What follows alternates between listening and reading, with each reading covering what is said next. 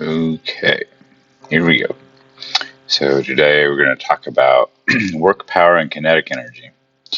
So the variable for work is capital W. Um, and the equation for work is work is equal to force. The little parallel sign is the component of force that's parallel to the direction of motion times the distance. So force times distance. The unit for that, the unit for force is a Newton, and the unit for distance is meters. So newtons times meter, and this introduces a new unit called joules.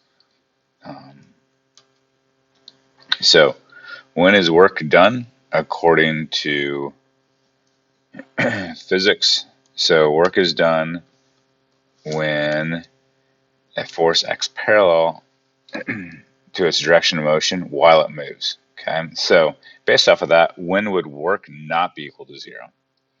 So, well, if the object's not moving, so that's definitely a case. And secondly, if the force acts perpendicular to the direction of motion, so if either the distance or the force parallel is equal to zero. So when is work positive? When the force acts in the same direction as it is moving, and it's negative when force is acting in the opposite direction that is moving. Not too hard to comprehend there. So is work a vector or a scalar quantity or measurement? It is a scalar. It's just an amount. It's like a temperature. Okay. Does work have direction? Because it's a scalar, no direction there. So can work be positive or negative? Yes, it can, but what's going on there? So this is like the first time so far in this class where positive or negative signs do not communicate direction. If you have a positive force, that means if you have a positive work, that means the force doing the work is adding or contributing, giving energy to your object. Versus if it's negative, that means the force, when the force is doing work, it's taking energy away. It's reducing the amount of energy. So work and energy are definitely related.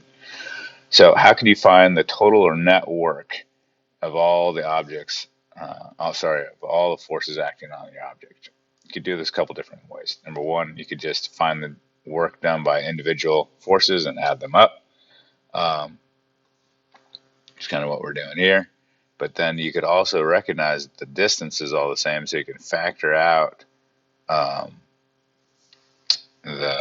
forces and add all those up. So you can either add up all the works done individually or add up all the forces that are acting parallel to the direction of motion and multiply it by the distance. So power, what is power? Power is the rate at which work is done, how quickly work is being done. The variable for power in the equation is power is equal to work divided by time. So the rate at which work is done. The unit for power is watts, and that comes from a joule per second. Joule per second is where a watts comes from. So you probably heard of horsepower. You've probably heard of watts too. We'll talk about how that corresponds to light bulbs next semester. But how many watts make a horsepower? You've heard of horsepower probably. 1 horsepower is equal to 746 watts. Kind of a random, metric to English conversion. Kinetic energy. You might have remembered that from junior high. This is the energy of motion, the energy something has because it is moving. The equation for kinetic energy is equal to 1/2 mass times speed squared. 1/2 mass times speed squared. The unit for kinetic energy is also joules. So work and energy are in joules. Is kinetic energy a scalar or a vector? Does it have direction? It's a scalar, no direction. Okay. So tying this together, work and energy. So work energy theorem. says the net work, all the work done by all the forces, is equal to the change in kinetic energy. So remember that change in is final minus initial. So it's not just equal to kinetic energy, it's equal to the change in kinetic energy, which if you want to like go all out, expand it, that's equal to 1/2 mass times speed squared, final minus 1/2 mass times speed squared initial. But I will give you this, and I'll also tell you what kinetic energy is equal to. I'll give you this, and then it's on you to put together that. Okay, so based off of that equation, what would cause the network to be positive?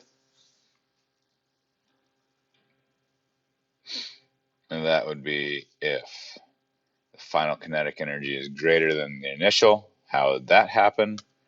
If the object is moving faster at the end than the beginning. We're assuming we're not going to change the mass.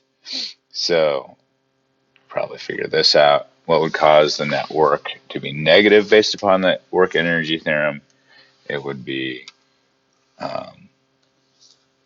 if the final kinetic energy is less than initial kinetic energy. And what would cause that? If the object is slower at the beginning than slower at the end than at the beginning. So there you go.